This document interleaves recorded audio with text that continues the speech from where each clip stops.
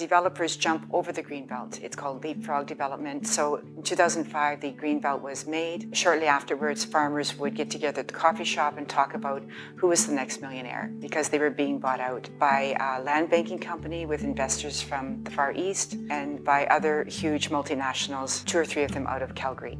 The reason that that's a concern is that drives the price of land up.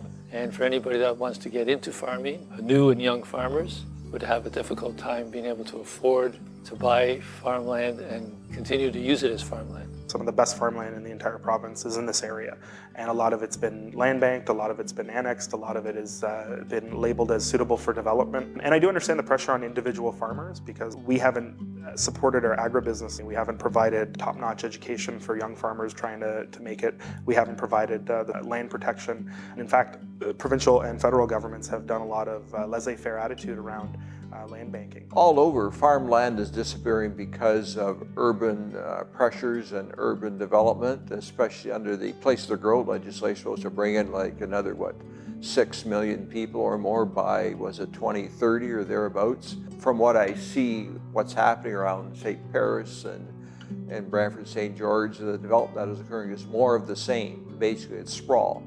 Because it's easy to build on farmland because it's clean, usually it's easy digging. That's a lot simpler for developers. We're seeing far too many generational farms that have been in families for generations being ended and retired in a single generation to pay for one generation's retirement. And saying once that crop of houses, once those subdivisions get planted, there's no more food that will be grown on that land. It's just disturbing to see because it's really permanent. It's like once those buildings are there, they're not leaving again. Like that is the last crop, is what they call it. The first step is to protect farmland, which is disappearing at a huge rate.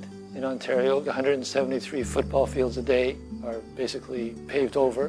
But the next step is we need people to farm it. And there's a lot of interest in young people to do small organic farming. So our dream is to have an organic farm that young people can afford to lease and have multiple farmers on one farm so that they can learn from each other, share equipment, share experiences, and make it affordable to farm cooperatively. One key game that developers play is they say, well, it's for employment land.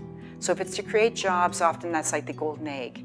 So it gets an easier pass when they push for it to be converted from agricultural to, say, employment land. But once land is taken out of agricultural designation, even if it's designated into a golf course or into employment land, then it's much, much easier for developers to then convert it to residential. The farmland issue is often put in this context of development and capitalism versus sustainability and environmentalism, and I think it's a false dynamic. I think we have to remember that agribusiness is the #1 industry in all of Canada, and if we forget that, one, we're not going to have food, but it's actually going to create a big hole in our economy. Farmland is employment land. We create jobs, we feed people. It isn't wasted land, it's very, very valuable land. This area is known as the breadbasket. This is the very best farmland in Southern Ontario, in fact in Canada, and it's a jewel that we have to save.